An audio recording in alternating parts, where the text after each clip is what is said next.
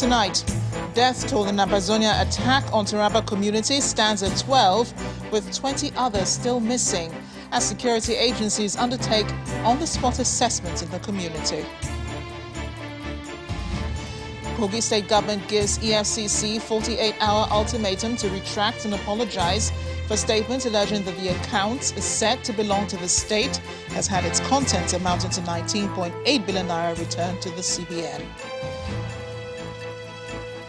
Police arrest 78 rape suspects for allegedly defiling minors in Jigawa State, northwest Nigeria. And military authorities reinstate Abdullah Hamdok as Prime Minister in Sudan. More revelations have continued to emerge as to why and how the Ambazonian separatist soldiers from the Republic of Cameroon unleashed mayhem on Nigerian citizens living in Manga community in Takum local government area of Taraba State. A visit to the scene of the incident for on-the-spot assessment with representatives of the Nigeria Army, Immigration Service, Taraba State Government and the Nigeria Police Force shows that 12 people lost their lives, with 20 others still missing. Getting to Banga community is by no means an easy task, as Channels Television's crew, in the company of security operatives, have to travel for more than 7 hours by road and water. When we arrive at the community, we see burnt houses, children loitering and their parents nowhere to be found, houses deserted. This is the aftermath of an attack by Ambazonian separatist soldiers from the Republic of Cameroon on Manga community in Takum local government area of Taraba State. There is palpable fear and grief among residents in this community.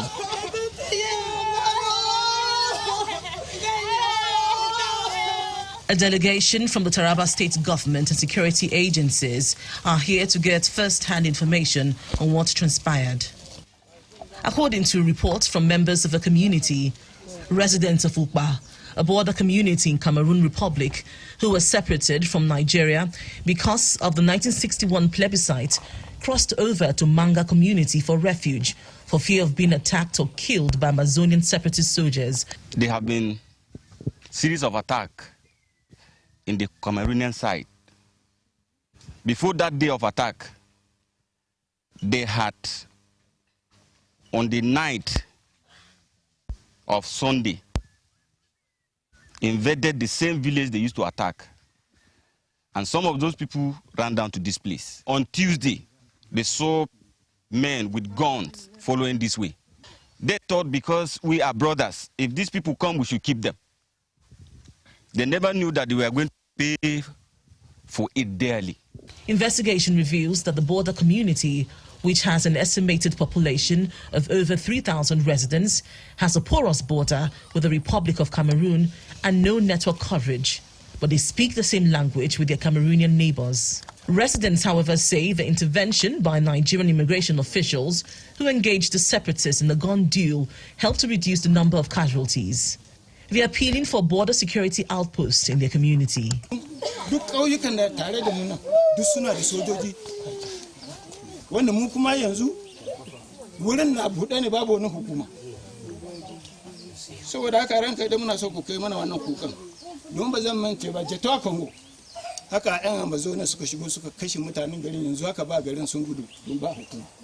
the Taraba State government plans to send relief materials to victims of the attack, the military has established a base to confront any external aggression.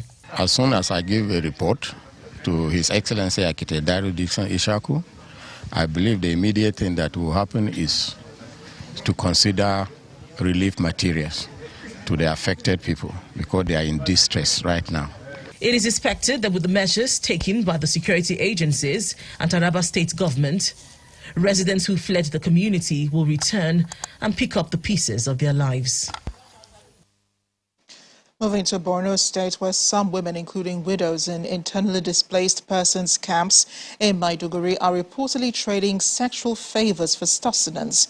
It comes in face of shortage of food in many of the IDP camps, which has forced the women to seek alternative means of survival. Amina is a widow and has been living in this internally displaced persons camp for the last 7 years. Like others in this camp, Amina survives from aid donated by government and donor agencies. Every single grain counts and it's guarded jealously. Because of food shortages, households must source for alternative food supplies, and this is where the dilemma of some widows and females begin. They resort to offering sexual favors in exchange for food, money and other scarce resources. Wannan halin ma ba da san mu bane yake samu mu. Kana da yara baka da abin da zaka ba su kaci. Anan abincin da ake baka kowanne rai sha kaɗai ɗaya, shinkafa sha kaɗai ɗaya, wake sha kaɗai ɗaya, masara sha kaɗai ɗaya. Amina is not the only woman here in this situation. Kubu gwamnati ya suri rollo ma kamla sulu ya ngoroji. Amma kam kwanza ma dole ndoro kwanza ya mazu suri. Ande kwari ba bana mandiri ba dole lo mele ngorani.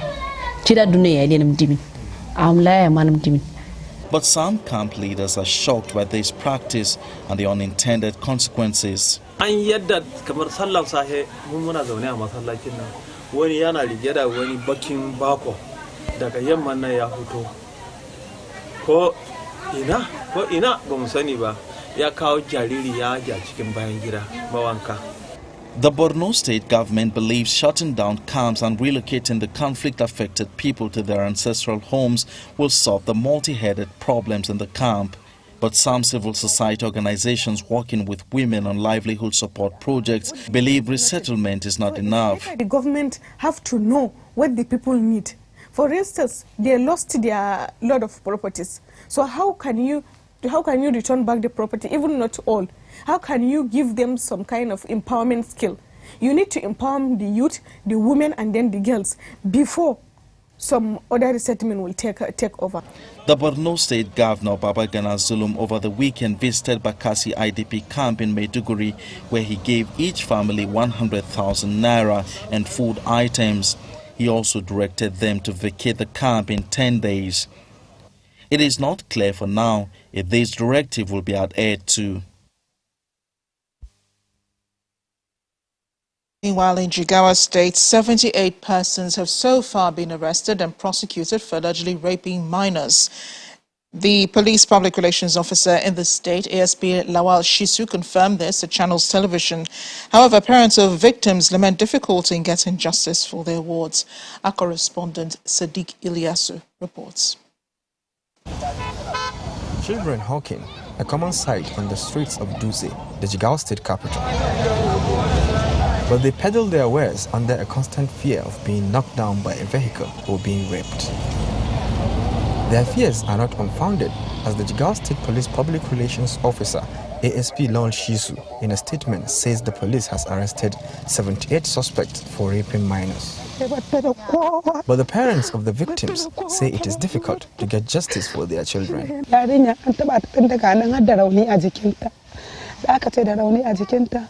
Aka gama waye sai muka suka ce mu tafi Kyawa da muka je Kyawa manyan gari suka ce ba za an kai magana ba za a yi magana anan ba yan sanda suka zuciya su ma suka ce to su ma sun kori kara nan dai da sana Allah sana annabi suka tura mu Kyawa muka je mu DPO muna zaune mun je gurin DPO aka bugo DPO waya kashe maganan nan. I only wish justice will take place. Justice should take place because, of course, this is the only thing that can at least make somebody who has such kind of problem at least to have a little bit peace of mind on his heart. The Attorney General and the Commissioner of Justice, Dr. Musa Adamu, says crimes involving minors are difficult to prosecute. The most difficult thing is that most of the victims that are minors, sometimes they could not be able to speak. There are problems of identification with the suspect sometimes. And also because of the challenge of lapse of time. And sometimes these young girls, they even used to forget some of the things that happened to them. And they are key witnesses. But despite the challenge we have been trying, we have secured some convictions. And also, as you know, that there are some cases which we lost. And there are some which we even went to court of appeal. one of the issues which we challenge before the Court of Appeal is the issue of sentencing. Records show that from 2020 to date, the Ministry of Justice has received 217 case diaries from the police and the Nigerian Security and Civil Defense Corps. 155 cases were charged to court. Only 15 convictions were secured, including life imprisonment for the adult that defiled a 6-year-old. However, the fate of other victims remain uncertain. Sadiq Ilyasu, Channels Television News. We're in Kogi State now, where the government has given a 48-hour ultimatum to the Economic and Financial Crimes Commission, the EFCC, to apologize and retract what it calls a malicious statement against the state government that it kept 20 billion naira bailout fund meant to pay workers' salaries in a commercial bank in order to yield interest. During a briefing in Lagos, the State Commissioner for Information insists that the state did not open or operate the said account. The last has obviously not been heard in the 20 billion naira bailout fund alleged to have been kept in one of the commercial banks by the Kogi State government. The EFCC says the Central Bank of Nigeria has already acknowledged the receipt of 19.3 billion naira recovered by the agency domiciled in Sterling Bank PLC. The anti-graft agency believes the latest development puts to rest the campaign of misinformation and denials by the state government that no fund was recovered from its bailout account. But in its reaction, the Kogi State government is asking the Economic and Financial Crimes Commission, EFCC, to apologize and retract the statement. I want to assure you that after 48 hours from today, if they refuse to retract their ill-fated, false, politically motivated, irresponsible press statement, we will drag them to court. The State Commissioner for Information and Communication, who spoke to journalists in Lagos, challenged the anti-graft agency to produce the account mandate and details of those who operated the accounts. The Kogi State government says it has enough evidence to have a field day in court and has also got the bank response, which exonerates them from running the account. The Kogi State government does not currently operate or maintain a fixed deposit account with Sterling Bank. There is no mandate letter from the Kogi State government to open account number 0073572696 with Sterling Bank. Sterling Bank account 0073572696 is an internal mirror account operated by the bank for purposes of managing the Kogi State salary bailout facility. The EFCC, in a 13-paragraph affidavit in support of an ex parte application, has stated that it received a credible and direct intelligence which led to the tracing of the fund reasonably suspected to be proceeds of unlawful activities in accounts domiciled in Sterling Bank. In part two, after the break, founder of Afe Babalola University asked Nigerian Universities Commission to checkmate activities of illegal universities, honors 4 distinguished Nigerians at its 9th convocation ceremony. Do join us again.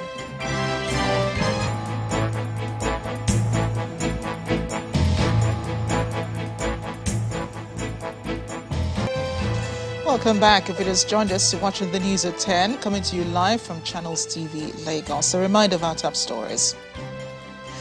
Death toll in Ambazonia attack on Taraba community stands at 12, with 20 others still missing, as security agencies undertake on-the-spot assessment in the community. Kogi State government gives EFCC 48-hour ultimatum to retract and apologize for statements alleging that accounts said to belong to the state has had its contents amounted to 19.8 billion naira returned to the CBN. Police arrest 78 rape suspects for allegedly defiling minors in Jigawa State, northwest Nigeria. And military authorities reinstate Abdullah Hamdok as Prime Minister in Sudan.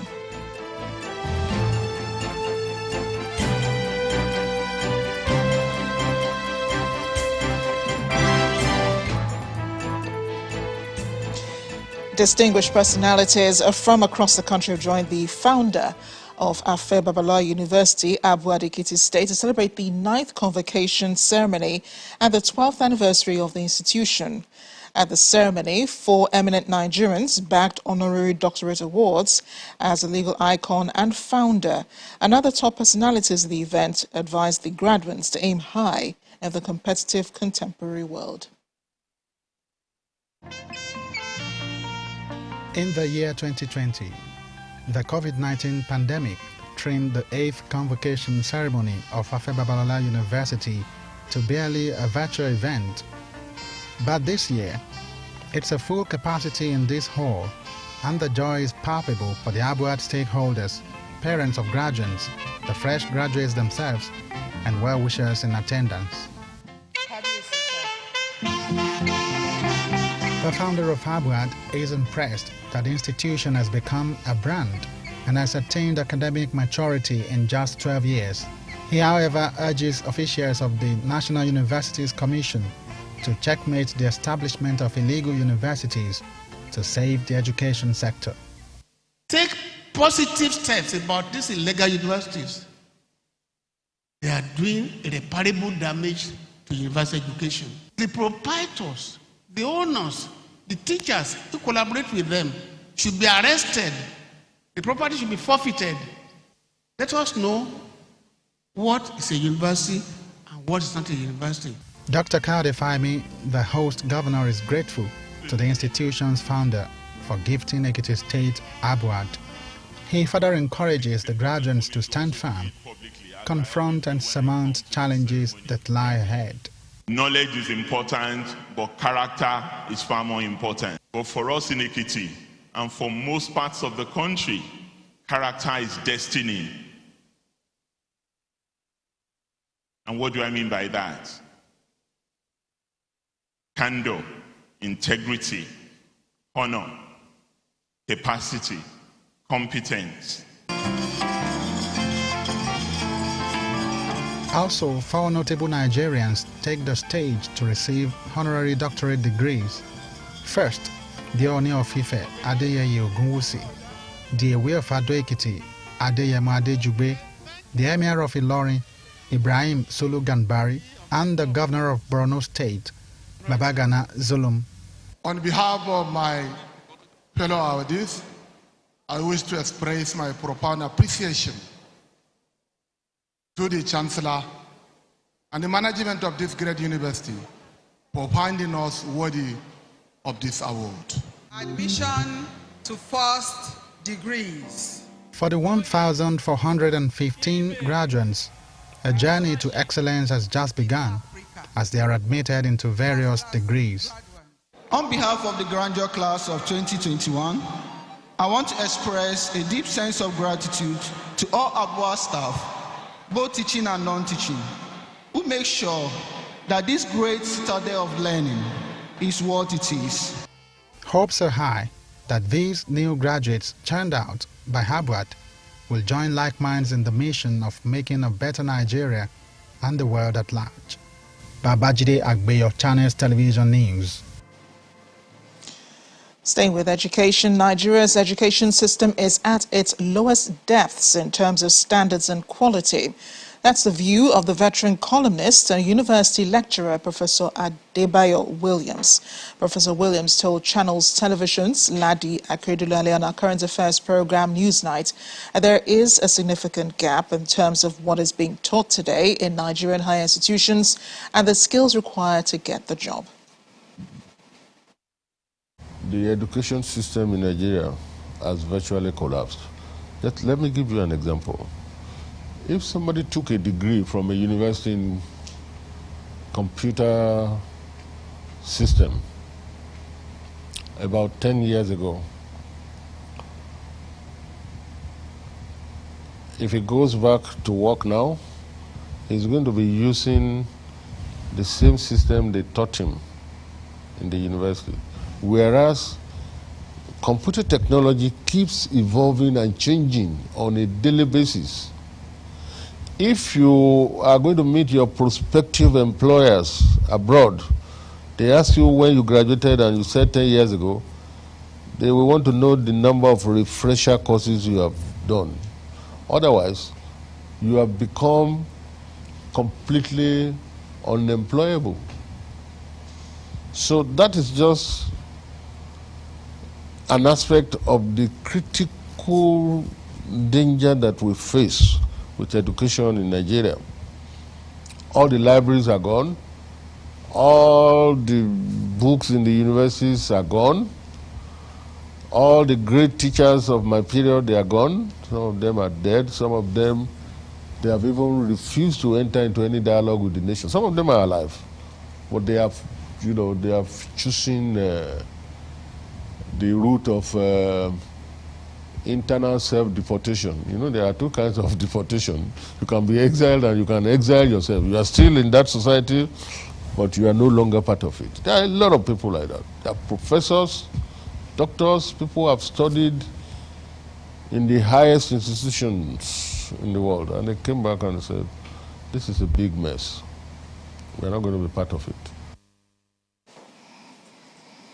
You can watch the full interview with Professor Williams on Newsnight. It airs tomorrow, Monday, November 22nd, 2021, on Channels Television at 9 p.m. Operatives of the National Drug Law Enforcement Agency are constantly revving up their efforts at ridding the country of illicit drugs. This time, operatives of the agency have arrested a Brazil-based drug dealer, one Okafor Moses, with over 2.55 kilograms of cocaine recovered from a public convenience at the e-arrival hall of the Murtala Mohammed International Airport, Ikeja, Lagos. The drug was discovered in the toilets of the airport after it was dumped there by a trafficker who was obviously scared of being caught by narcotic officers positioned at the airport. The actual owner of the consignment, Mr. Okafor, later arrived at the airport from Brazil and was promptly arrested. While being interviewed in custody, he confirmed that he is the owner of the seized illicit drug. In other operations across the country, over 6,000 kilograms of assorted illicit drugs were recovered in 5 states of Adamawa, Ondo, Ekiti, Edo, and Ebonyi, with more than 2 hectares of cannabis farms destroyed. And from Sokoto State, we have some news of a military air bombardment of different camps of suspected bandits operating in the eastern senatorial district of the state. Sources say there are signs that some top bandit commanders operating in the region were affected by the air raid. The raid was part of the joint operation comprising Nigerian Army, Air Force, Police, DSS, among others. Military sources say the operation is largely successful, as they claim many bandits were killed by the airstrike in Isa and Sabon local government areas of Sokoto State.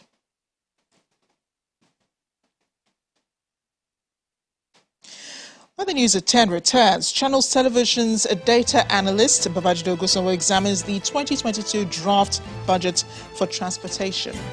Stay with us.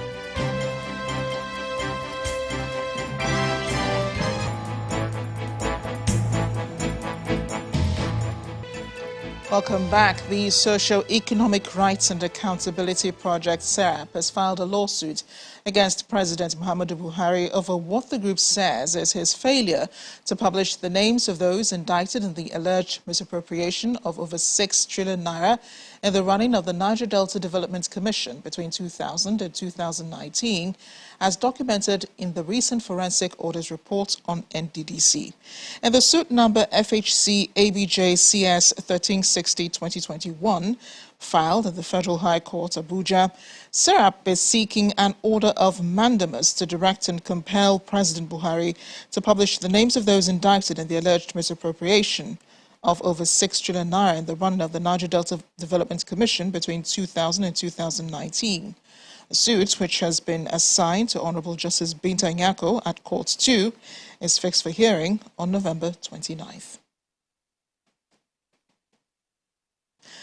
We continue to examine the proposed 2022 budgets of the federal government. Tonight, our focus is on the budget of the Ministry of Transportation.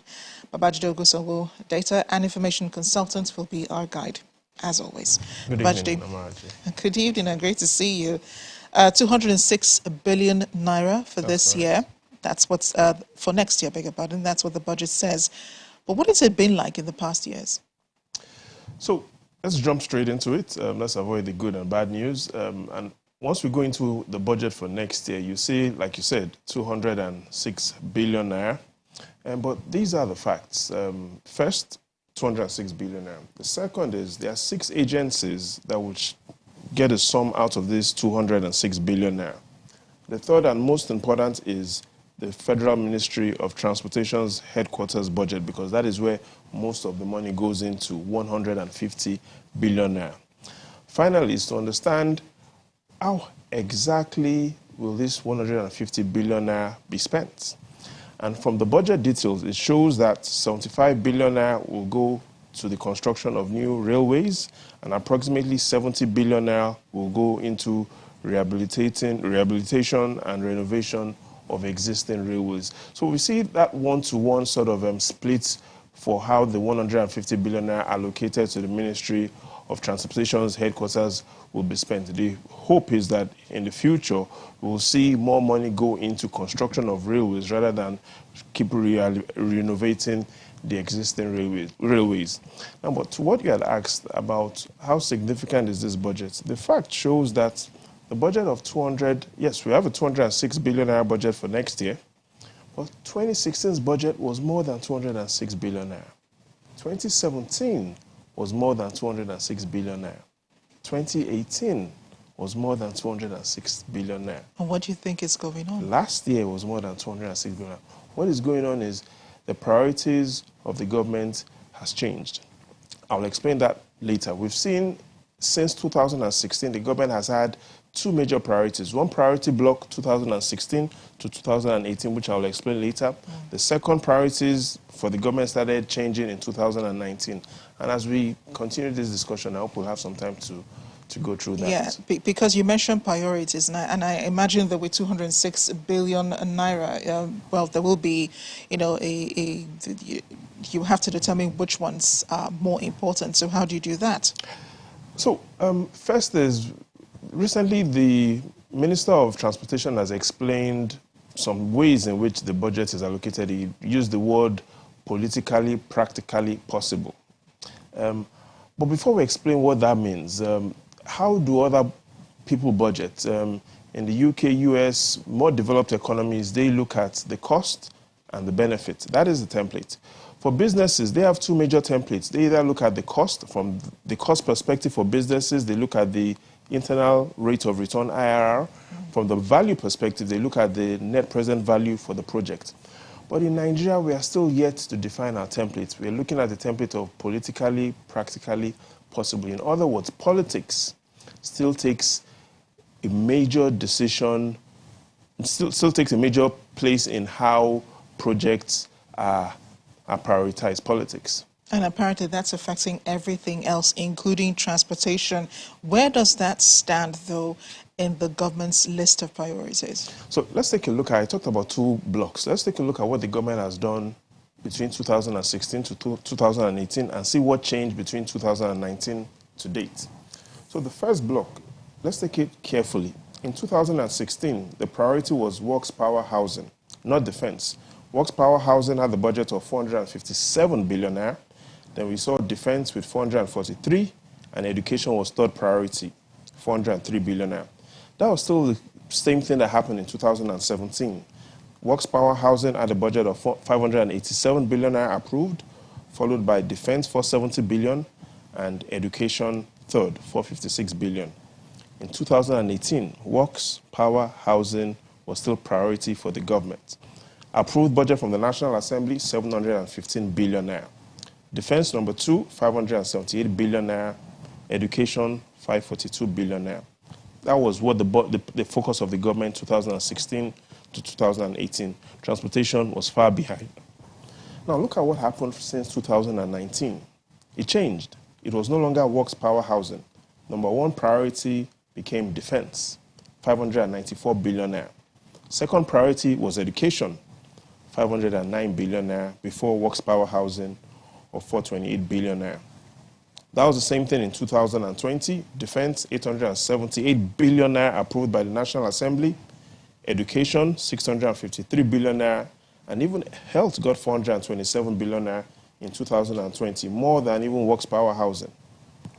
2021, the trend continued. Defense, number 1 priority. Education, number 2 priority. Works, power, housing, number 3 priority. Transportation, not involved in any of these years. Last year, and for this budget as well, we've seen a budget for defense, 1.14 trillion naira. Education, number 2, 876 billion naira. Works, power, housing, number 3, 783 billion naira. In all, you see that last column, transportation. Transportation hasn't been the priority for this government, and that's because the government has looked at what needs to be done urgently. And the summary is it has been defense, education, works, power, housing. And this is the last full year budget of the government. Yes, it is likely that at the end of next year, the president will present the budget for 2023, but it is also more likely that the president wouldn't be the one to implement the budget for 2023. So in the 6 years, in the 7 years of the APC President Buhari's government, what we've seen really is transportation was important, but defense, education, works, power, and housing were urgent and more important. Yeah. Babajide, well, thanks for explaining this to us. There's still more sectors, I believe, to look at. I can't wait to see what you bring up next week. Yes, in the final analysis, we've seen the direction of the government, but you know what the wise man once said? Direction is more important than speed, because there are many people that are going fast nowhere. Thanks again. Always a pleasure having you here. The U.S. Secretary of State might have left Nigeria, but not without stating clearly the expectations of his government on the recently submitted report of the Lagos State Judicial Panel on NSAS. In an exclusive interview with our correspondent, Maokpe Ogun-Yusuf, Secretary Anthony Blinken says the U.S. will wait for the report to be published, but will expect that governments will be willing to undertake the necessary reforms to make sure incidents of police brutality do not happen again and employ mechanisms that will build trust and accountability between citizens and security forces. As to whether the Leahy laws which prevent the U.S. from giving military assistance to countries where there have been proven human rights abuses will be invoked in the aftermath of NSAS, Secretary Blinken says the U.S. is concerned with the human software that goes along with its provision of hardware equipment, and so has been partnering with Nigeria in the training of security personnel to ensure that equipment are used in ways that uphold the rights of citizens.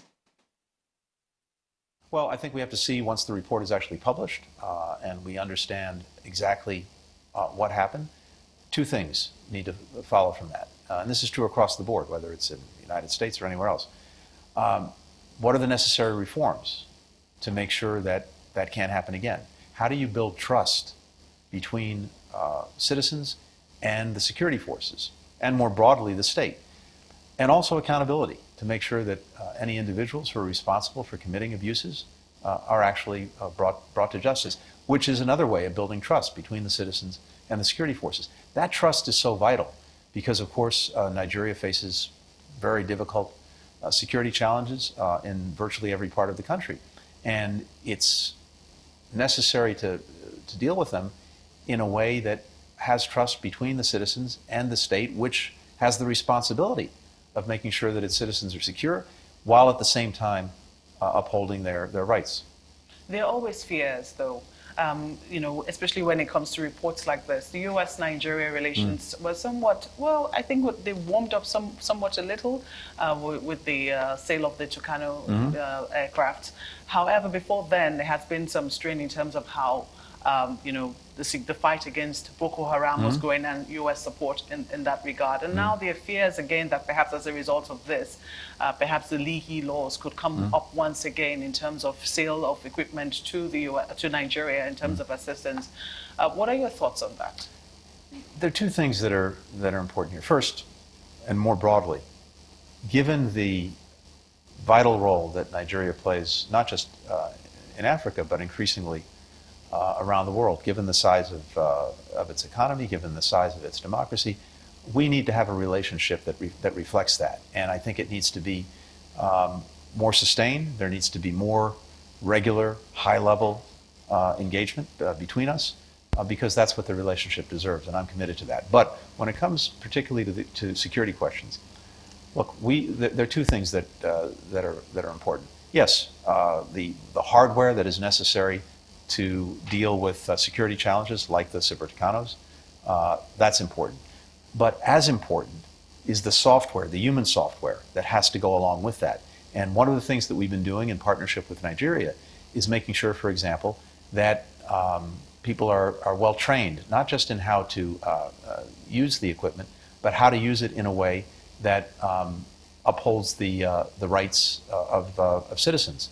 And so, for example, pilots and controllers being trained on how to fly these missions in a way that goes after the bad guys and doesn't hurt the good guys, to make sure that it's done in accordance with the law of armed conflict, to make sure that if there are mistakes or problems committed, those are brought to light immediately and corrected. So it's the marriage of the hardware that we can provide, but also the human software that's so important. As for the upcoming general elections in 2023, the Secretary of State says he hopes Nigeria can be a model for Africa. Well, mostly what I hope is that Nigeria will be a strong lesson for the world, for Africa, for the world. Because, first, the fact that President Buhari is respecting term limits is in and of itself a very important and powerful thing when we see in other countries leaders who have decided to ignore them. And I know how strongly he feels about that, having spoken to him the other day. Second, if the election, as we anticipate and hope, goes off smoothly, freely, fairly, with real participation, that also will send a very, very strong message about democratic resilience. But also, I think there has to be something more. One of the reasons that citizens are losing faith in some places in democracy, in the institutions, is because they feel that it's not delivering for them. It's not actually producing things that they need, that they want, and that will make a difference in their lives. And so, in different countries, including in Nigeria, when everything is done based on patronage, as opposed to actually delivering on the things that people need, that actually erodes trust and confidence in democracy. The more the government can be responsive to the needs of people, the more they'll say, you know what, this system works. I want to be a part of it. I want to defend it. And that, I think, will create enthusiasm around the elections, and that'll also send a very important message to countries throughout the continent and around the world.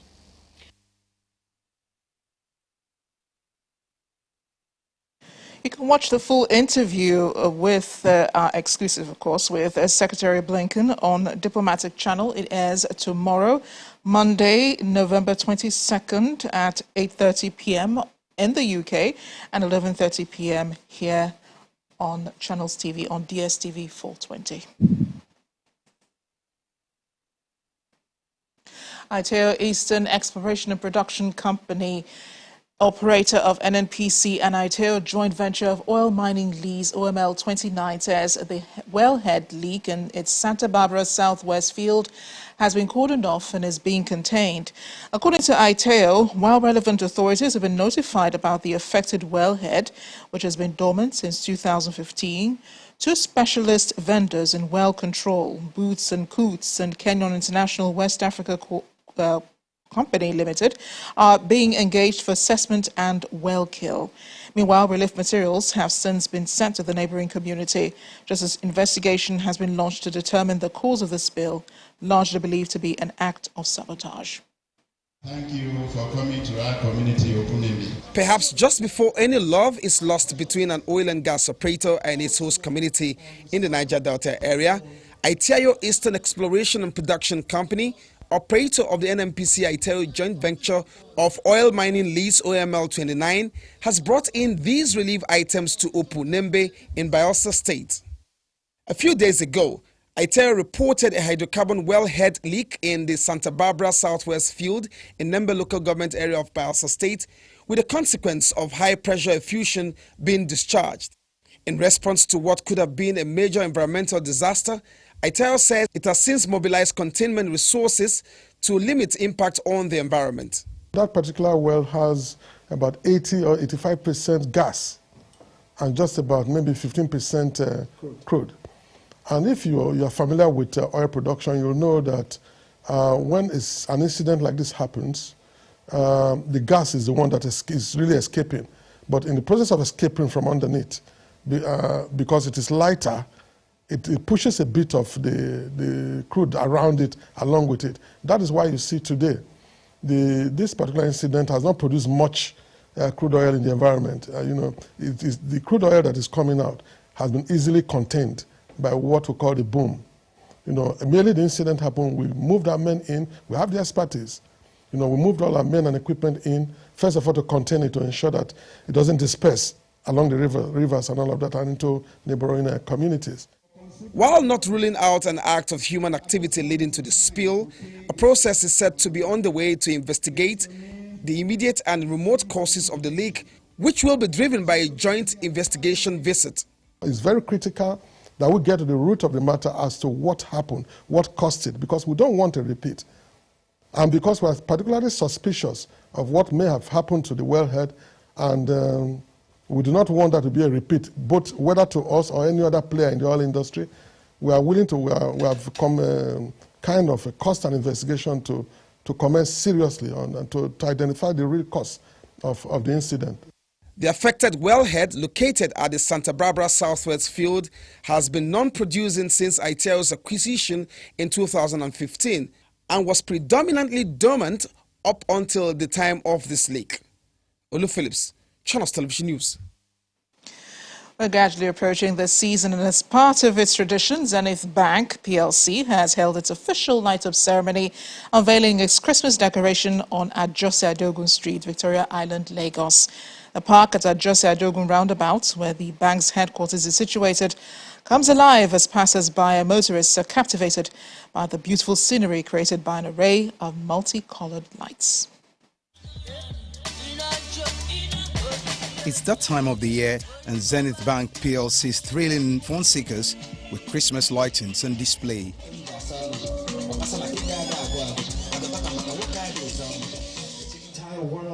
The Light Carnivals is the bank's tradition, a way to usher in the Yuletide and the end of the year festivities. The group managing director of the bank, Ebenezer Onyagu, activates the light, kicking off a night of fun and excitement. I hereby activate the spirit of Christmas.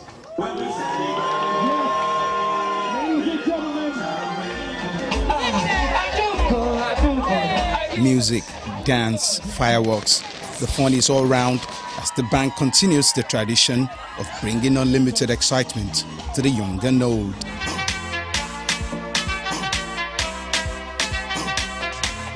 The bank is excited to bring back the lighting project.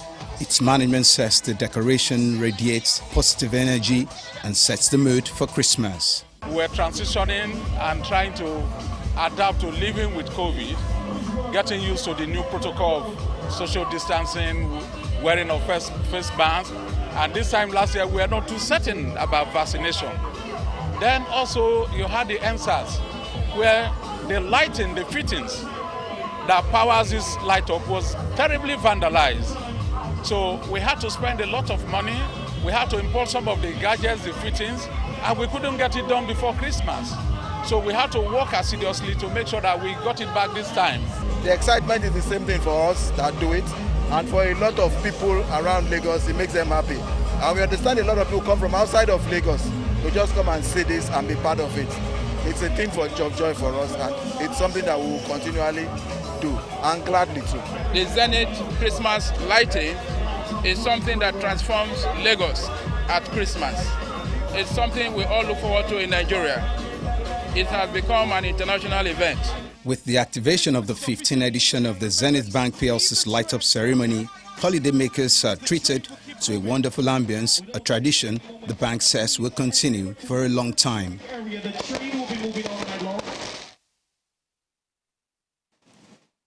Beyond our shore, Sudan's military leader has reinstated the ousted Prime Minister Abdullah Hamdok. Hamdok and General Abdel Fattah al-Burhan appeared on television to sign a new power-sharing agreement amid continuing mass protests. However, the civilian coalition that nominated Hamdok as Prime Minister 2 years ago has refused to acknowledge any new deal. Out on the streets, security forces have been using tear gas to disperse protesters, marching towards the presidential palace, demanding the military's complete withdrawal from politics. Mr. Hamdok was quoted by news media saying he had agreed to the deal to stop the violence, as Sudanese blood is precious, let us stop the bloodshed and direct the youth's energy into building and development.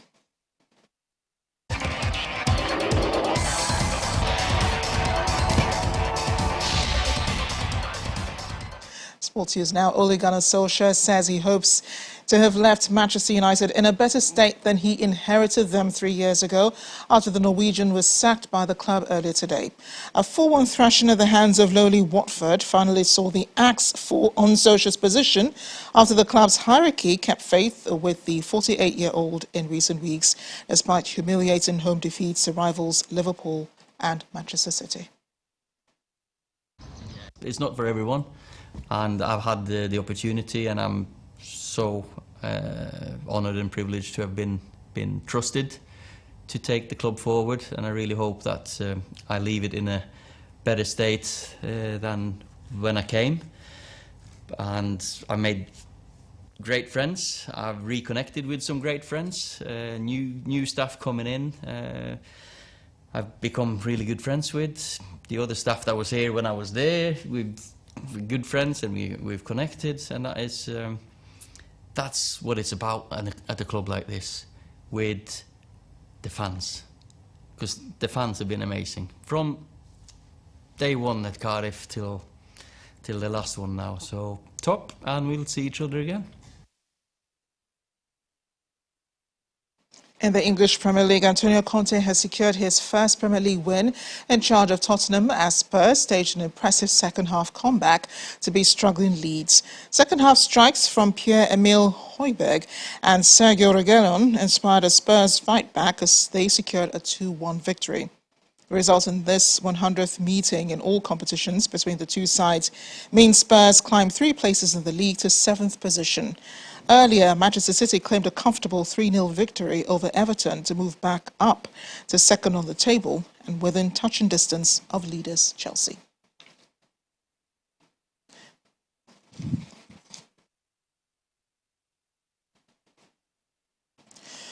And on a programming note, do watch out for a special town hall program to discuss the Electoral Act amendments as the nation awaits President Buhari's assent. We review the use of BVAS in the Anambra governorship election and how to improve it for future elections, with INEC, lawmakers and stakeholders in one room dissecting these issues. This election town hall holds tomorrow, Monday, November 22nd, 2021, by 7 p.m. live right here on Channels Television. And the main news again. Security agents today undertook an on-the-spot assessment in Taraba State where an Ambazonian attack has left 12 people dead and 20 others missing. That's it on the news at 10 tonight. Thank you for watching, and from all of us here, it's good night.